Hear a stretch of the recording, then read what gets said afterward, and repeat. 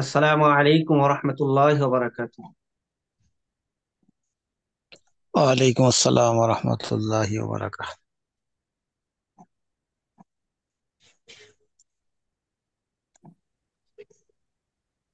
আজকে আমরা সূরা আসরের তরজমা এবং তাফসীর শিখবো ইনশাআল্লাহ। আমি আপনারা যারা আমার কাছে পিডিএফ চাইবেন, আপনাদেরকে আমি যেটা দিয়ে ক্লাস করাচ্ছি সেই পিডিএফটা ইনশাআল্লাহ দিয়ে দেওয়া হবে। আমাদের 017 33 47 23 02 017 33 47 23 02 এই হোয়াটসঅ্যাপ নাম্বারে যোগাযোগ করলে আজকের ক্লাসের পিডিএফ পেয়ে যাবেন ইনশাআল্লাহ। أعوذ بالله من الشيطان الرجيم. بسم الله الرحمن الرحيم.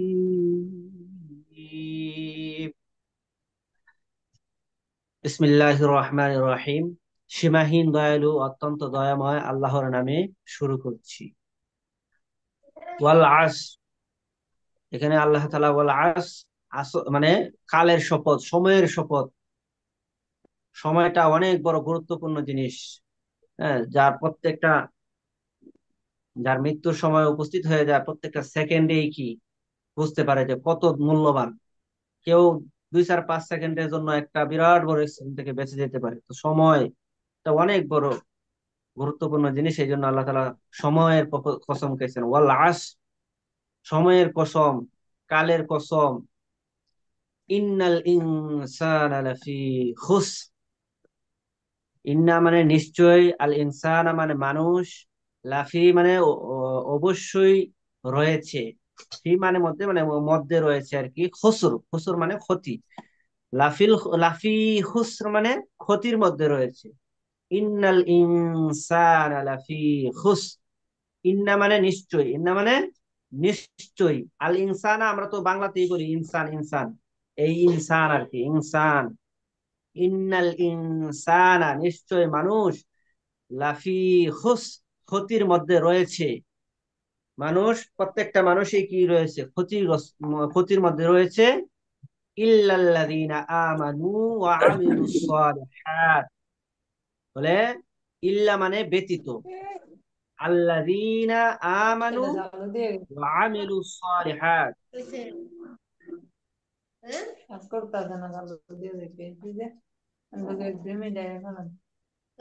কথা বলা যাবে না, একটু কথাটা আহ, রাখতে হবে।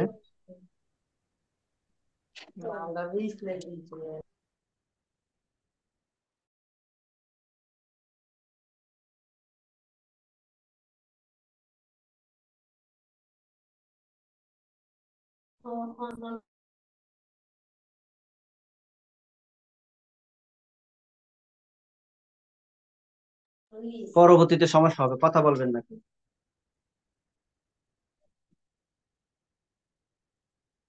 আচ্ছা, তো ইন্নাল ইনসানা লাফি খুস, নিশ্চয় মানুষ, ইন্নাল ইনসানা মানে নিশ্চয় মানুষ, লাফি খুস ক্ষতির মধ্যে রয়েছে। ইন্নাল ইনসানা লাফি খুস মানে নিশ্চয় মানুষ, মানে বা নিশ্চয়, নিশ্চয় দুইবারও বলা যেতে পারে, বা অবশ্যই অবশ্যই বলা যেতে পারে। এখানে একটা তাগিদ আল্লাহ দিছে, তারপরে আবার লাফির মধ্যে আর একটা তাগিদ আছে, এই জন্য দুইবারও নিশ্চয় নিশ্চয় বা অবশ্যই অবশ্যই বলা যেতে পারে। অবশ্যই অবশ্যই মানুষ বা নিশ্চয় নিশ্চয় মানুষ ক্ষতির মধ্যে রয়েছে। ইল্লাল্লাযীনা আমানু ওয়া আমিলুস সালিহাত, এরপরে আল্লাহ তাআলা এখানে চারটা গুণের কথা বলতেছেন। যারা, যাদের মধ্যে এই চারটা গুণ আছে, এই মানুষগুলো ক্ষতির মধ্যে না। এছাড়া যারা রয়েছে, এই চার গুণ ব্যতীত যারা আছে তারা সবাই কি ক্ষতির মধ্যে রয়েছে। তো চারটা গুণ কি? ইল্লাল্লাযীনা আমানু, আল্লাযীনা আমানু, ইল্লা মানে ব্যতীত বা তবে, আহ, আল্লাযীনা আমানু যারা ঈমান আনে বা এনেছে, ঈমান আনে বা ঈমান এনেছে। ওয়া আমিলুস সালিহাত, এবং কি সৎকর্ম করে। আমল মানে কাজ আর কি, মানে আমল আমরা বলি না, আমল করে, আমল করে মানে কাজ করে, এটা মানে আরবিতে আমল, কাজকে আমল বলে। আমলে সালিহাত, সালিহাত মানে হচ্ছে কি নেক কর্ম, সৎকর্ম আর কি। ওয়ামিলুস সালিহাত, একটা গুণ করছে আল্লাযীনা আমানু যারা ঈমান আনে বা এনেছে, ওয়ামিলুস সালিহাত এবং সৎকর্ম করে। এরপরে ওয়াতাওয়াসাউ বিল হাক্কি, একে অপরকে কি করে সত্যের দাওয়াত দেয়, সত্যের উপদেশ দেয়। হ্যাঁ, ওয়াতাওয়াসাউ বিস সাবর, এবং একে অপরকে কি সবরের, ধৈর্য ধারণের, কোনো মুসিবত আসলে ধৈর্য ধারণের কি দেয়, উপদেশ দেয়। যে কোনো মুসিবতে আমরা যখন একজনকে দেখতে গেলাম অসুস্থ, তাকে আমরা কি করি, ধৈর্য ধারণের কি দেই, উপদেশ দেই। হ্যাঁ, এরকম। তারপরে অসৎ কর্ম থেকে বেঁচে থাকা, বেঁচে থেকে ধৈর্য ধারণ করার জন্য উপদেশ দেওয়া। হ্যাঁ, অথবা এখানে নাহিয়ানিল মুনকার, মানে ওই অসৎ কাজ বা খারাপ কাজ থেকে বিরত রাখার ব্যাপারে কি করে, উপদেশ দেয়।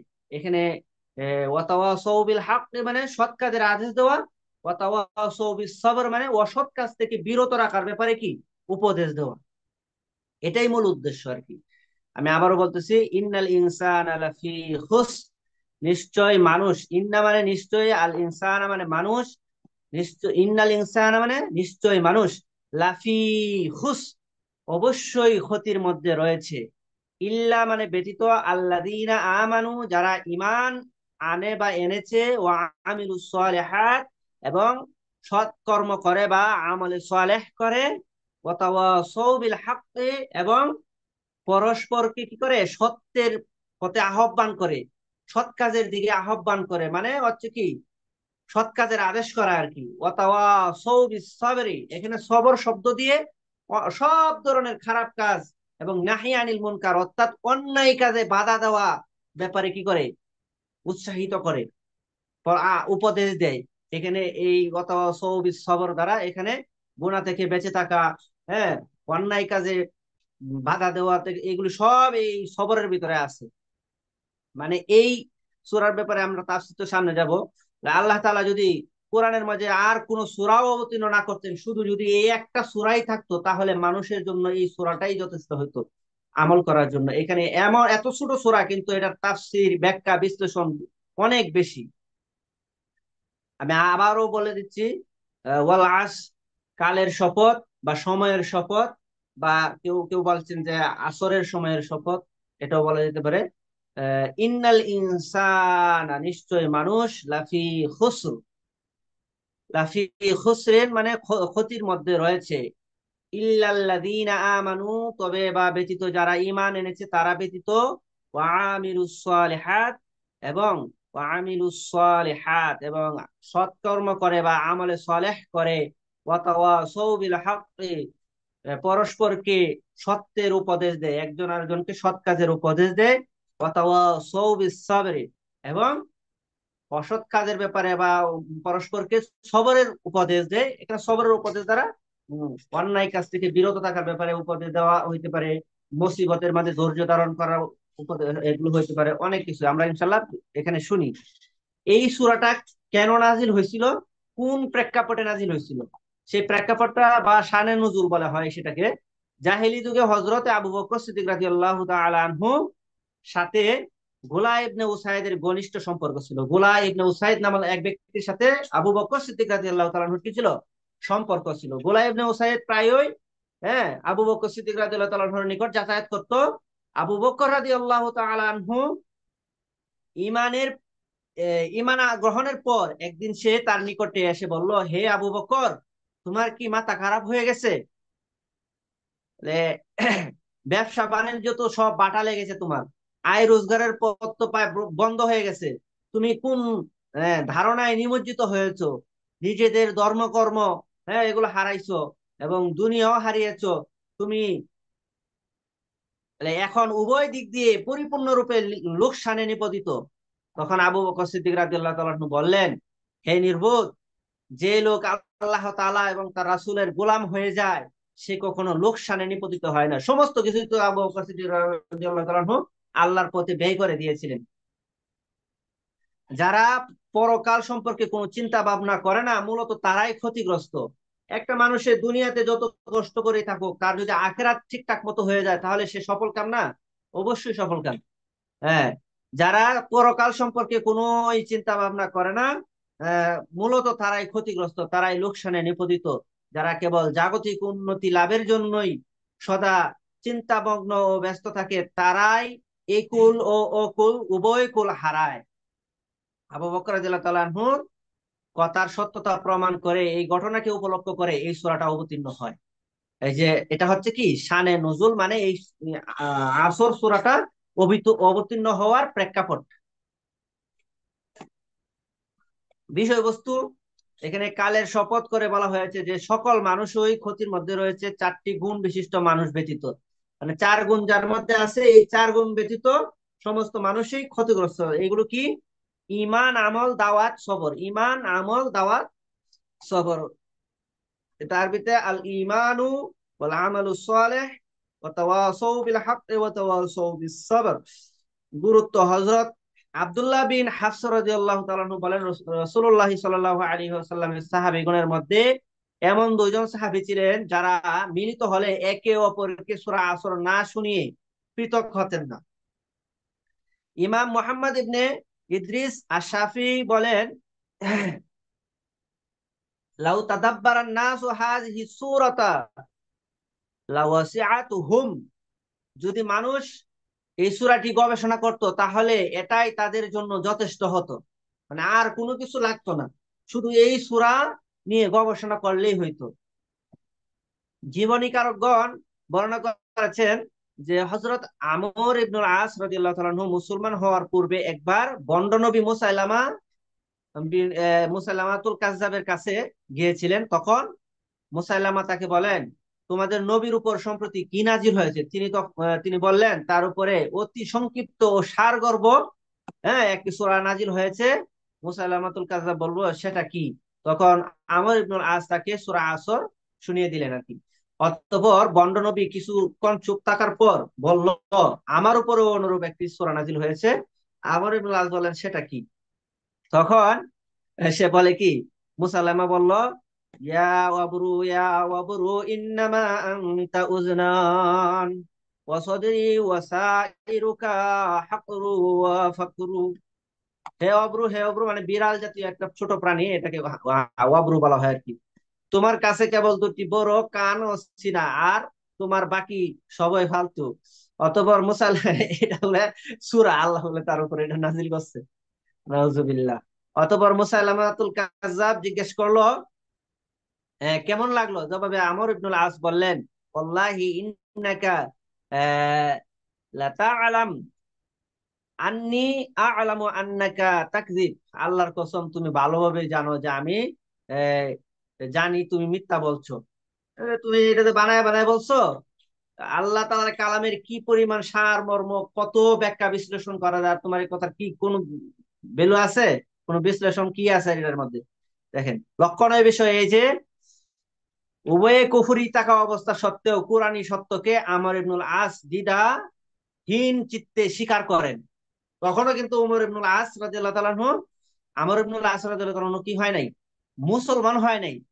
তারপরেও কিন্তু তিনি সত্যটাকে সত্য হিসেবে জানেন। এই সত্যপ্রিয়তাই তাকে পরে ইসলামের প্রতি উদ্বুদ্ধ করে এবং তিনি খালিদ ইবনুল ওয়ালিদ এবং কাবা গৃহে চাবি রক্ষক ওসমান বিন তালহা সপ্তম হিজরির প্রথম দিকে মদিনায় গিয়ে ইসলাম কবুল করেন।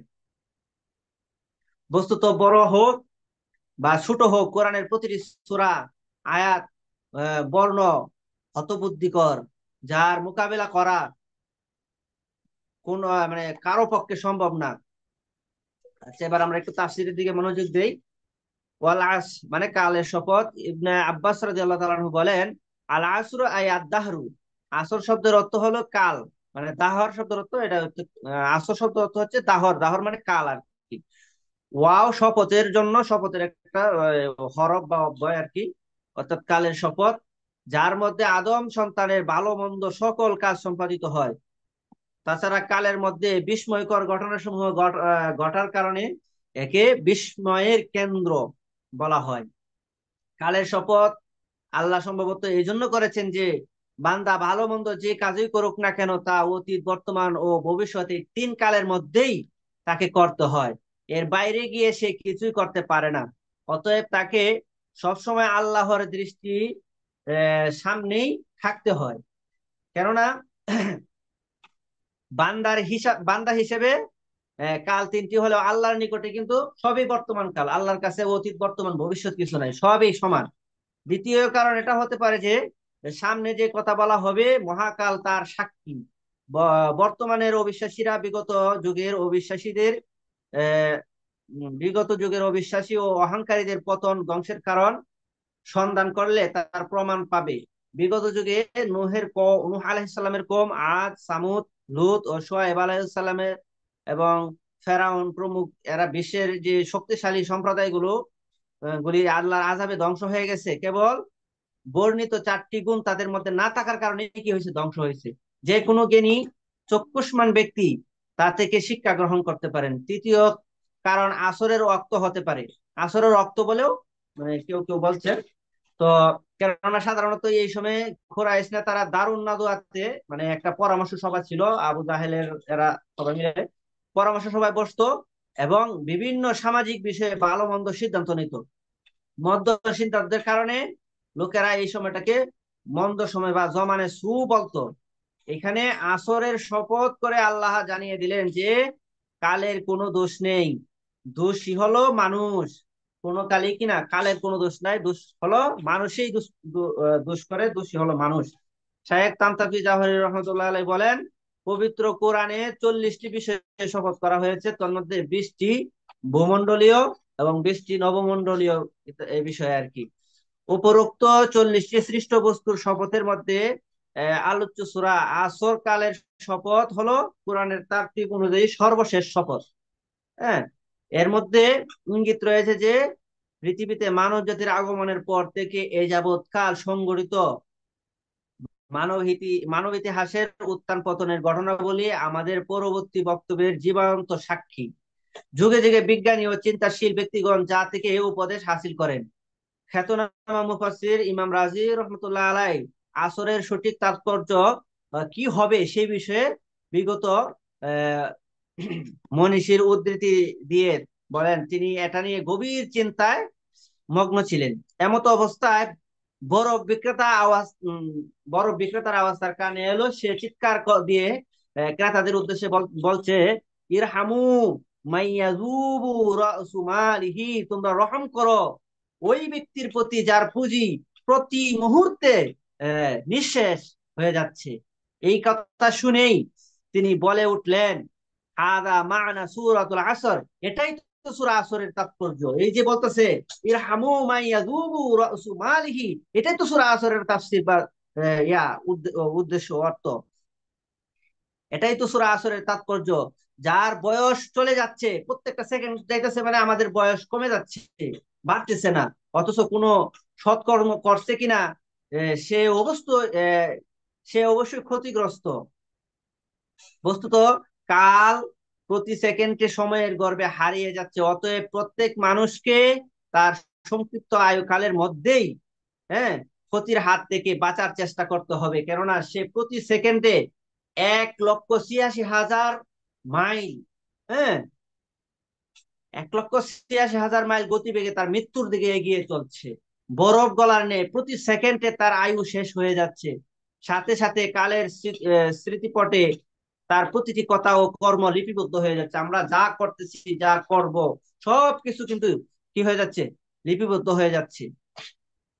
ফেরেশতারা দুই কাঁধের মধ্যে যে এই যে কেরামান কাতিবিন মানে দুইজন সম্মানিত ফেরেশতা যা আছে তারা লিপিবদ্ধ করতেছে। এই কারণে আল্লাহ আল্লাহ কালের শপথ করেছেন, ইন্নাল ইনসানা লাফি খুস, নিশ্চয় সকল মানুষ অবশ্যই ক্ষতির মধ্যে রয়েছে, অর্থাৎ পরিণতিতে তারা ক্ষতির মধ্যে আছে। যেমন আল্লাহ অন্যত্র বলেন, ফাযাকাত ওয়াবালা আমরিহা ওয়া কানা আকিবাতুন আমরিহা খুসরা, অতঃপর তারা তাদের কৃতকর্মের আযাব আস্বাদন করলো। বস্তুত ক্ষতি ছিল তাদের কর্মের পরিণতি। এটি হলো পূর্ববর্তী শপথের জবাব। এই যে শপথ ছিল এই শপথের জবাব। ইন্নাল ইনসানা লাখাসির, নিশ্চয়ই সকল মানুষ অবশ্যই ক্ষতিগ্রস্ত। এটা না বলে লাফি খুস, অবশ্যই ক্ষতির মধ্যে রয়েছে বলার মাধ্যমে এই কথা বুঝিয়ে দেওয়া হয়েছে যে আহ, ইন্নাল ইনসানা মান গামাসা মিন গামাসা ফিল খুসরি মিন কুল্লি জানিব, নিশ্চয় মানুষ চার দিক থেকে ক্ষতির মধ্যে ডুবে রয়েছে। প্রিয় তো এখানে জরপিয়া মানে এখানে কি স্থান। আল ইনসানু আল অর্থ হচ্ছে কি, আল ইনসানের আলটা হচ্ছে কুল, আলিফ লামে কুল্লিয়া আর কি, সকল মানুষ। আল দ্বারা জিন্স বা জাতি বোঝানো হয়েছে। এর মাধ্যমে স্বভাবগত ক্ষতি প্রবণতার প্রতি ইঙ্গিত করা হয়েছে। অতঃপর মানুষের যে ইচ্ছায় অনিচ্ছায় প্রতিনিয়ত ক্ষতির মধ্যে হাবুডুবু খাচ্ছে, সেই কথাটা জোরালো ভাবে ব্যক্ত করার জন্য সূরার শুরুতে ওয়াল আসর এর ওয়াও এর শপথ। অতঃপর অত্র বাক্যের শুরুতে ইন্না, হ্যাঁ, লাফি খুস এর লাম সহ মোট তিনটি নিশ্চয়তাবোধক হরফ বা অব্যয় আনা হয়েছে। বিগত যুগের বিধ্বস্ত সভ্যতা সমূহ এবং বর্তমান যুগের ধর্মনিরপেক্ষ বস্তুবাদী সভ্যতা সমূহ, যা অত্যন্ত দ্রুত গতিতে নিজেদেরকে ধ্বংসের দিকে নিয়ে চলেছে, এগুলো হলো আল্লাহর উপরোক্ত সাবধানাবলীর বাস্তব প্রমাণ। কত বোমা, অ্যাটম বুম, কত কিছু তৈরি হচ্ছে একজনকে আরেকজনের ধ্বংস করার জন্য। ইন্নাল্লাযীনা আমানু ওয়া আমিলুস সালিহাতি ওয়া তাওয়াসাউ বিল হাক্কি ওয়া তাওয়াসাউ বিস সবর, তারা ব্যতীত যারা ঈমান এনেছে, সৎকর্ম সম্পাদন করেছে এবং পরস্পরকে হকের উপদেশ দিয়েছে, পরস্পরকে ধৈর্যের উপদেশ দিয়েছে। এটা তাফসীর কি? অর্থাৎ ধ্বংসের হাত থেকে বাঁচতে পারে কেবল চারটি গুণ বিশিষ্ট মানুষ, যার মধ্যে প্রথম দুটি হলো ব্যক্তিগত, পরের দুটি হলো সমাজগত। প্রথমটি হলো ঈমান আর দ্বিতীয়টি হলো আমল। এর দ্বারা মানুষের মধ্যে লুকায়িত জ্ঞান শক্তি, কর্মশক্তির প্রতি ইঙ্গিত করা হয়েছে। জ্ঞান যদি তাওহীদ বিশ্বাসের উপর ভিত্তিশীল হয়, তবে তার কর্ম হবে মঙ্গলময়। আর যদি তা না হয়, তবে তার কর্ম হবে অকল্যাণময়। মানুষের বাস্তব ও ব্যবহারিক জীবনে এই দুইয়ের ফলাফল সুস্পষ্ট। যে জাতি ইলমি ও আমলি শক্তিতে উন্নত, সে জাতি পৃথিবীতে উন্নত হয়। মুসলমানদের প্রাথমিক যুগের ইতিহাস তার বাস্তব সাক্ষী। অতএব ক্ষতি থেকে বাঁচতে হলে মানুষকে নিম্নোক্ত চারটি গুণ অর্জন করতে হবে। কি কি?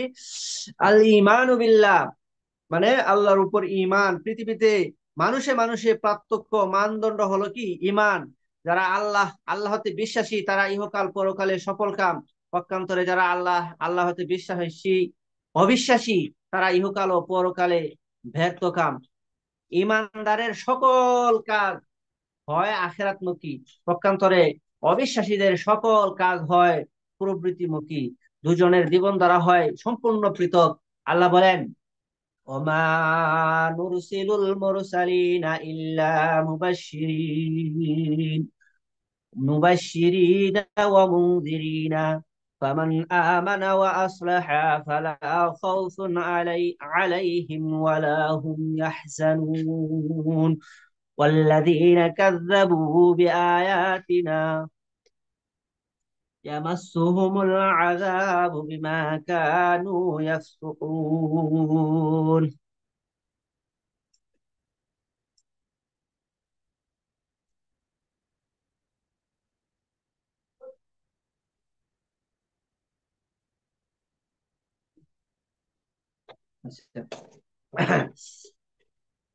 আমরা রাসূলদের পাঠিয়ে থাকি এই জন্য যে, এখানে আমরা যে বলছে, আমরা এটা আসলে এই আল্লাহ তাআলার সম্মান এবং মর্যাদা বোঝানোর জন্য এখানে আমরা ব্যবহার করেন।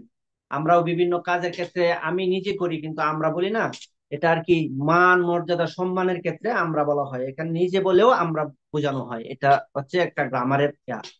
আমরা রাসূলদের পাঠিয়ে থাকি এই জন্য যে, তারা মানুষকে জান্নাতের সুসংবাদ দিবে এবং জাহান্নামের ভয় প্রদর্শন করবে।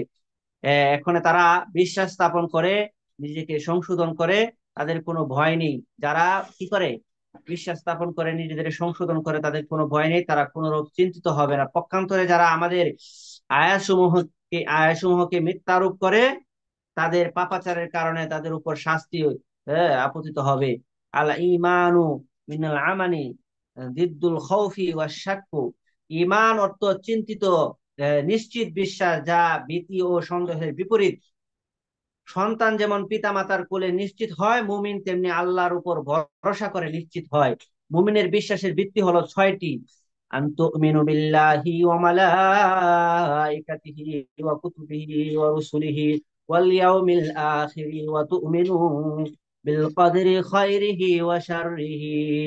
এক নাম্বার হলো আল্লাহর উপর বিশ্বাস, তারপরে ফেরেশতাগণের উপর বিশ্বাস, তারপরে প্রেরিত কিতাব সমূহের উপর বিশ্বাস, তারপরে প্রেরিত রাসূলগণের উপর বিশ্বাস, বিচার দিবসের উপর বিশ্বাস, আল্লাহ কর্তৃক নির্ধারিত তাকদীরের ভালো মন্দের উপর বিশ্বাস, যা হাদিসে জিব্রাইলের মধ্যেই বর্ণিত হয়েছে, যাকে ইমানে মুফাসসালও বলা হয়। অতঃপর মুমিনের বিশ্বাসের সার কথা বা ইমানে মুজমাল হলো কি, আমানতু বিল্লাহি কামা হুয়া বিআসমাইহি ওয়া সিফাতিহি ওয়া ক্বাবিলতু জামিআ আহকামিহি ওয়া আরকানিহি।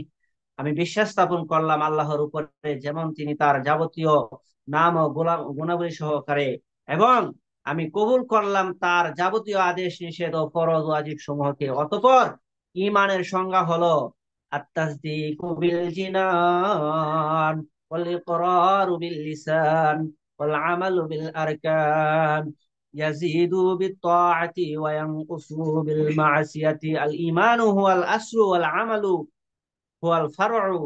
হৃদয়ে বিশ্বাস, মুখে এক ইমানের চারটা স্তর। ইমানের বিষয়গুলো হলো কি, ইমান হলো তিনটা জিনিসের নাম সমন্বয়ে। একটা হলো অন্তর দ্বারা বা হৃদয় দ্বারা বিশ্বাস করা, দুই নম্বর হচ্ছে মুখে এটাকে স্বীকৃতি দেওয়া, হ্যাঁ, এবং তিন নম্বর হলো কর্মে তা বাস্তবায়ন করা। এগুলোর নাম হচ্ছে কি, ইমান।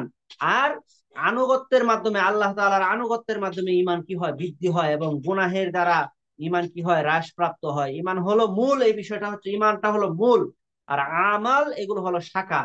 ইমান না থাকলে, মূল শিকড় না থাকলে কোনো কিছুর যেমন মূল্যায়ন হয় না, এইরকম ইমান না থাকলে কোনো আমলেরও কোনো কিনা হয় না, মূল্যায়ন হয় না, মূল্য থাকে না। বলে ইমান হলো মূল আর আমল হলো কি, শাখা। যা না থাকলে, অর্থাৎ ইমান না থাকলে মুমিন, ইনসানে কামেল, আমল না থাকলে মুমিন কি হয় না, ইনসানে কামেল হওয়া যায় না। অতএব জগতের জনগণের ইমান যাতে সর্বদা বৃদ্ধি প্রাপ্ত হয়, পরিবার সমাজ ও সরকারকে সর্বদা সেই পরিবেশ বজায় রাখতে হবে, নইলে ইমান হ্রাসপ্রাপ্ত হলে সমাজ অকল্যাণে ভরে যাবে। উল্লেখ্য যে খারিজগণ বিশ্বাস করে, আহ, খারিজিগণ বিশ্বাস, স্বীকৃতি ও কর্ম তিনটাকেই ইমানের মূল হিসেবে গণ্য করে। ফলে তাদের মতে কবিরা গুনাহগার ব্যক্তি কাফের হিসেবে গণ্য করেন। কি, কবিরা গুনাহগার ব্যক্তি কাফের ও চিরস্থায়ী জাহান্নামী, এবং তাদের রক্ত হালাল। এটা হচ্ছে খারিজিদের বিশ্বাস। যুগে যুগে সকল চরমপন্থী ভ্রান্ত মুসলমান এই মতের অনুসারী। প্রকান্তরে মুরজিয়াগণ কেবল বিশ্বাস অথবা স্বীকৃতিকে ইমানের মূল হিসেবে গণ্য করেন, যার কোনো হ্রাস বৃদ্ধি নেই, বা ইমানের কোনো বৃদ্ধিও নাই, কোনো হ্রাসও নেই। তাদের মতে আমল ইমানের অংশ নয়। ফলে তাদের নিকট কবিরা গুনাহগার ব্যক্তি পূর্ণ মুমিন। হ্যাঁ, আর আবু বকর সিদ্দিক রাদিয়াল্লাহু তাআলা আনহু ও অন্যান্যদের ইমান মানে সমান, তাদের মতে আর কি। আবু বকর রাদিয়াল্লাহু তাআলা আনহুর যেরকম ইমানের যা মূল্যায়ন, যেরকম অন্যান্য ব্যক্তি যারা গুনাহগার তাদেরও এই ইমানে এই সমান পর্যায়ে। এটা হচ্ছে কাদের, মুরজিয়াদের বিশ্বাস। আমলের ব্যাপারে সকল যুগের শৈথিল্যবাদী ভ্রান্ত মুসলমানরা এই মতের অনুসারী। খারিজি ও মুরজিয়া দুই চরমপন্থী শৈথিল্যবাদী মতবাদের মধ্যবর্তী হলো আহলে সুন্নাহ ওয়াল জামাতের ইমান, আমাদের ইমান। হ্যাঁ, যাদের নিকট বিশ্বাস ও স্বীকৃত হলো মূল, এবং কর্ম বা আমল হলো কি, শাখা। অতএব কবিরা গুনাহগার ব্যক্তি তাদের নিকট কাফের নয়, কিন্তু পূর্ণ মুমিনও নয়, বরং ফাসেক। কবিরা গুনাহ করলে মানুষ কাফের হয়ে যায় না, কিন্তু তার সে কি হয়, ফাসেক হয়। এটা হচ্ছে আমাদের বিশ্বাস, আমরা এটাকে বিশ্বাস করি। অর্থাৎ আহলে সুন্নাহ ওয়াল জামাতের অনুসারী আমরা যারা,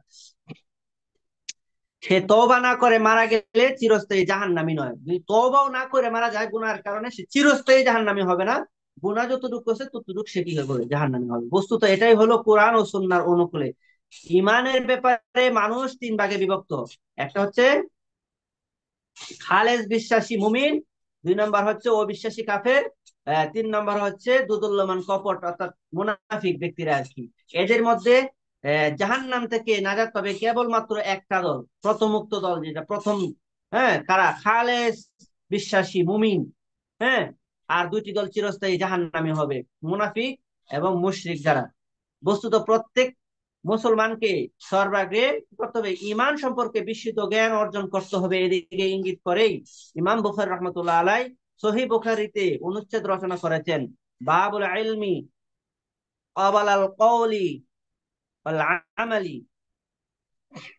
কথা ও কাজের পূর্বে জ্ঞান অর্জন। তিনি দলিল এনেছেন আল্লাহর নির্দেশ থেকে, যেমন ফা'লাম আন্নাহু লা ইলাহা ইল্লা হু ওয়াস্তাগফির লিযামবিক, তুমি জ্ঞান অর্জন করো এই বিষয়ে যে যে কোনো উপাস্য নেই আল্লাহ ব্যতীত, এবং তোমার গুনাহের জন্য ক্ষমা চাও। এখানে কথা ও কাজের পূর্বেই ইলমের কথা বলা হয়েছে। অতএব আলোচ্য আয়াতে বর্ণিত ঈমান এনেছে অর্থ জেনে বুঝে ঈমান এনেছে। মনে রাখা আবশ্যক যে পৃথিবীতে এইরূপ একজন ঈমানদার বেঁচে থাকতে কিয়ামত হবে না, মানে পরিপূর্ণ এরকম ঈমানের যে চারটা গুণ আছে, এই চারটা গুণ সহ এমন কোন মুসলমান যদি দুনিয়াতে বেঁচে থাকে ততক্ষণ পর্যন্ত কি হবে না, কিয়ামত হবে না। আল্লাহর নিকটে পৃথিবীর সকল মানুষের চাইতে একজন তাওহীদবাদী প্রকৃত মুমিনের গুরুত্ব অনেক বেশি।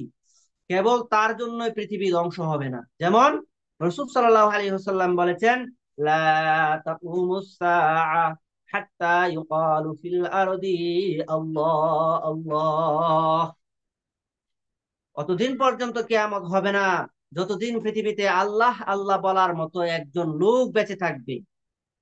অন্য বর্ণনায় এসেছে লা ইলাহা ইল্লাল্লাহ বলার মতো লোক থাকবে। আসলে এটা দ্বারা উদ্দেশ্য কি, যে হিন্দুরাও তো লা ইলাহা ইল্লাল্লাহ কালেমা পড়ে, হ্যাঁ আল্লাহ আল্লাহ বলে, তাহলে এরকম হিন্দু মুশরিক থাকলেও কি কিয়ামত হবে না? কথাটা, এটার উদ্দেশ্যটা হচ্ছে যে তাওহীদবাদী, একত্বকে বিশ্বাস করে, প্রকৃতপক্ষে একত্ববাদী তাওহীদবাদী একজন লোক থাকলেও কিয়ামত হবে না, মানে প্রকৃত মুসলমান একজন থাকলেও কি হবে না, হ্যাঁ, মানে যাকে মুসলমান বলা যায় এরকম একজন ব্যক্তি থাকলেও কিয়ামত হবে না। এর কথা এই এই উদ্দেশ্য না যে একজন কাফের বেঈমান মুশরিক আল্লাহ আল্লাহ বললো, অথবা লা ইলাহা ইল্লাল্লাহ বললো, থাকলেও হবে না, কিয়ামত হবে না, এই কথাটার অর্থ এরকম না। সৎকর্ম আমালে সালেহ, 2 নম্বর গুণ।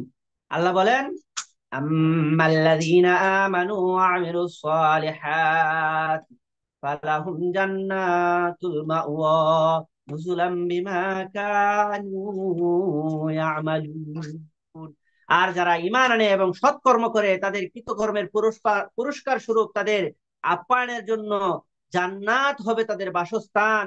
ইন্নাল্লাযীনা আমানু ওয়া আমিলুস সালিহাত উলাইকা হুম খায়রুল বারিয়্যাহ জাযাউহুম ইনদা রাব্বিহিম জান্নাতু আদনিন তাজরি মিন তাহতিহাল আনহার খালিদিনা ফিহা আবাদা রাদিয়াল্লাহু আনহুম ওয়া রাদু আনহু যালিকা লিমান খাশিয়া রাব্বাহ।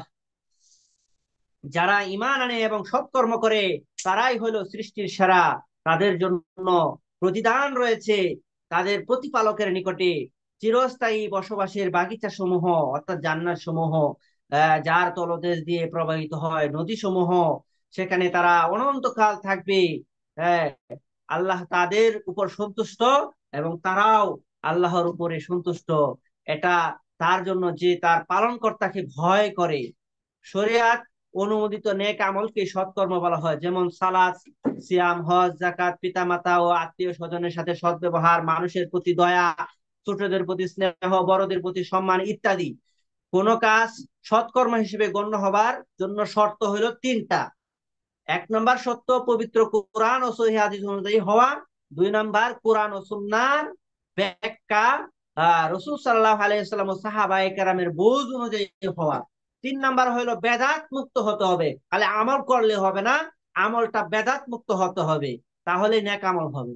রাসূল সাল্লাল্লাহু আলাইহি ওয়াসাল্লাম ও সাহাবায়ে কেরামের যুগে যা দিন বলে গৃহীত ছিল সেটাই মাত্র দিন। পরবর্তীকালে ধর্মের নামে আবিষ্কৃত কোনো রীতিনীতি, হ্যাঁ, এগুলোকে কি বলা যাবে না, দিন বলা যাবে না, কেননা রাসূল সাল্লাল্লাহু আলাইহি ওয়াসাল্লামের জীবদ্দশার সাথে দিন পূর্ণতা লাভ করেছে, তাতে কম বেশি করার এখতিয়ার কারো নাই। আল্লাহ বলেন, ওয়ামা কানা লিমুমিনিন ওয়ালা মুমিনাতিন ইযা কাযাল্লাহু ওয়া রাসূলুহু আমরা আইয়াকুনা লাহুম খিরাতু خيرة من أمرهم ومن يعص الله ورسوله فقد ضل ضلالا مبينا। আল্লাহ ও তার রাসূল কোন বিষয়ে ফয়সালা আহ, দিলে সেই ব্যাপারে মুমিন পুরুষ ও নারীর নিজস্ব কোনো এখতিয়ার থাকবে না।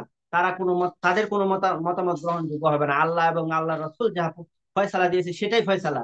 আর যে ব্যক্তি আল্লাহ ও তার রাসূলের অবাধ্যতা করবে সেই ব্যক্তি ভ্রান্তির মধ্যে পতিত হবে।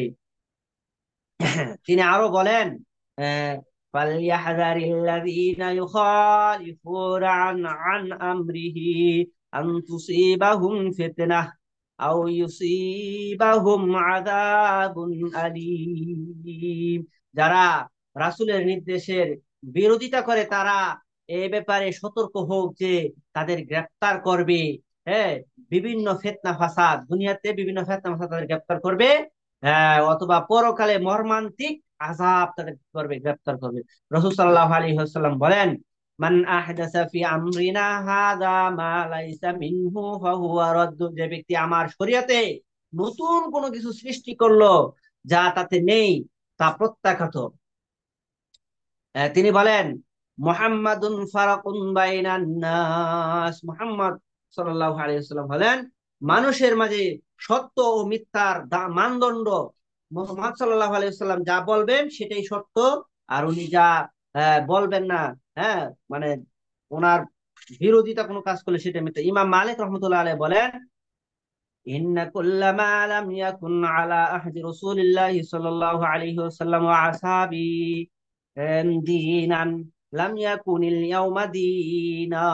রাসূল সাল্লাল্লাহু আলাইহি ওয়াসাল্লাম ও তার সাহাবীদের সময়ে যেসব বিষয় দিন হিসেবে গৃহীত ছিল ছিল না, বর্তমান কালেও তার দিন হিসেবে গৃহীত হবে না। অতঃপর আমল কবুল হওয়ার শর্ত হলো তিনটা। আমল আপনি যে করবেন, আমল কবুল হওয়ার শর্ত হলো কটা? তিনটা। এক নম্বর হচ্ছে আকীদা সহি হওয়া, আকীদা বিশুদ্ধ হওয়া।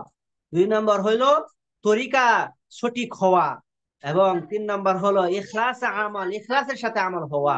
অর্থাৎ কাজটি নিঃস্বার্থভাবে কেবলমাত্র আল্লাহর হস্তে হওয়া।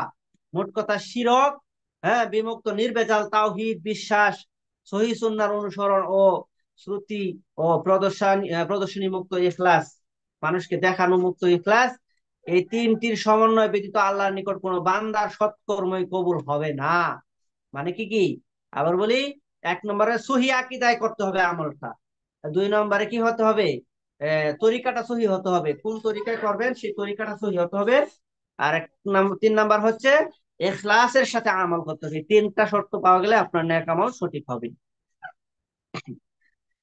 এই তিনটির সমন্বয় ব্যতীত আল্লাহর নিকটে বান্দার কোনো সৎকর্ম কবুল হবে না এবং তাতে কোনো সওয়াব সে পাবে না। আব্দুল্লাহ ইবনে মাসউদ রাদিয়াল্লাহু তাআলা বলেন, তোমাদের অবস্থা তখন কেমন হবে যখন ফিতনা অর্থাৎ বেদাত তোমাদেরকে এমন ভাবে ঘিরে নিবে যে ফিতনার মধ্যে তোমাদের বড়রা বৃদ্ধ হবে এবং ছোটরা বড় হবে। মানুষ বেদাতের উপরে চলতে থাকবে, এমত অবস্থায় তারা সেটাকে সুন্নত হিসেবে গ্রহণ করবে, বেদাতকে মানুষ সুন্নত হিসেবে গ্রহণ করবে। লোকেরা বলল, এটা কখন হবে? তিনি বললেন, যখন তোমাদের আলেমগণ মৃত্যুবরণ করবেন এবং মূর্খদের সংখ্যা বৃদ্ধি পাবে। যখন সাধারণ আলেমের সংখ্যা বৃদ্ধি পাবে কিন্তু জ্ঞানী আলেমের সংখ্যা কমে যাবে। যখন নেতার সংখ্যা বৃদ্ধি পাবে কিন্তু আমানতদারের সংখ্যা কমে যাবে।